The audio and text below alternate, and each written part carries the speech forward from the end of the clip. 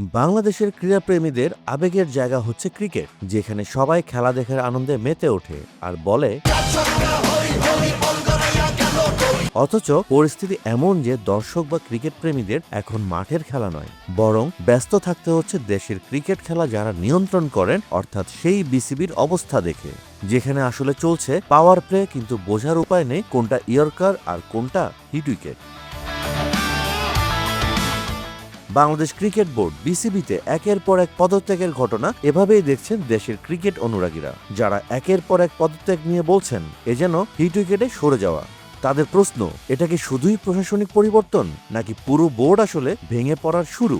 চলুন বিস্তারিত জানার চেষ্টা করি। বাংলাদেশ ক্রিকেট বোর্ড বিসিবি একটা সময় ছিল স্টেবিলিটির প্রতীক, কিন্তু এখন একের পর এক পরিচালক সরে দাঁড়াচ্ছেন। বোর্ডের ভেতরেই তৈরি হয়েছে অস্বস্তিকর নীরবতার গল্প। সর্বশেষ বোর্ড পরিচালক ফায়াজুর রহমান মিতুর পদত্যাগ এই গল্পের নতুন অধ্যায়। এই পদত্যাগগুলোকে অবশ্য কোনোভাবেই আইসোলেটেড বলার উপায় নেই। একই দিনে ইশতিয়াক সাদেক, আমজাদ হোসেন, ইয়াসির ফয়সালের পর ফায়াজুর রহমান মিতুর পদত্যাগ, অর্থাৎ বোর্ডে ইতিমধ্যেই বড় ধরনের ফাটল দেখা দিয়েছে। আর তাই এখন যে প্রশ্ন ঘুরে বেড়াচ্ছে সবার মনে, তা হলো কেন সবাই সরে যাচ্ছেন? তাদের উপর কি কোনো ধরনের চাপ আছে, নাকি সবাই আগাম ঝড় বুঝে নীড়ে ফিরে যাচ্ছেন? বিসিবির পক্ষ থেকে অফিসিয়ালি বলা হচ্ছে কোনো ধরনের চাপই নেই, কিন্তু বাস্তবতা কি বলছে?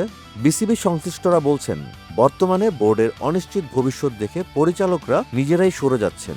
যেটা শুরু হয়েছিল বিতর্ক দিয়ে, সেটাই এখন যাচ্ছে কলাপসের দিকে, যেখানে ট্যাকটিক্যাল লেয়ার হিসেবে বর্তমান বোর্ডের ফরমেশনটাই ছিল আনস্টেবল। প্রশ্নবিদ্ধ নির্বাচন, রাজনৈতিক হস্তক্ষেপের অভিযোগ ও স্ট্রাকচারাল ইমব্যালেন্স নিয়ে তো বলা যায় প্রকাশ্যেই আলোচনা সবার মুখে মুখে।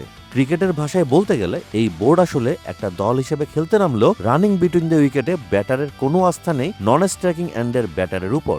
উইকেট কিপারের সঙ্গে স্লিপের ফিল্ডারদের কমিউনিকেশন গ্যাপ তো প্রবল, আর তাই লিডারশিপও ক্লিয়ার না। ফলে স্লো ডিসিশন মেকিং এর পাশাপাশি দুর্বল এক্সিকিউশন প্রকাশ্যে আসছে বারংবার। আর সেখান থেকেই শুরু বিসিবি পরিচালকদের ড্রেসিং রুমের ব্রেকডাউন। ঢাকা প্রিমিয়ার লিগ আয়োজন করতে না পারার ব্যর্থতা এই বোর্ডের ঘাড়েই। এরই মাঝে আবার শুরু হয়েছে নির্বাচনকে ঘিরে তদন্ত। যদি নির্বাচনের অনিয়ম প্রমাণিত হয়, তবে পুরো বোর্ডই হয়ে যেতে পারে ডিসলভ, আসতে পারে নতুন কেয়ারটেকার কমিটি। এমন অবস্থায় বিসিবি সভাপতি সহ অন্যান্যদের টিকে থাকাও হয়ে যেতে পারে চ্যালেঞ্জিং। আর এই জায়গাটাতেই শুরু হয়েছে অনেকের সেফ এক্সিট প্ল্যান। অনেকেই নিজেদের অবস্থান নিরাপদ রাখতে সরে যাচ্ছেন বলে মতামত ক্রিকেট সংশ্লিষ্টদের। ডুবতে থাকা জাহাজে কেই বা থাকতে চায়, আর তাই সবার মুখে এখন যে প্রশ্ন ঘুরছে তা হলো, বিসিবি কি সত্যিই ভেঙে যেতে যাচ্ছে? এই বোর্ড কি সবার আস্থা আর ফিরে পাবে? আপনার মতামত কি জানাতে পারেন কমেন্টে।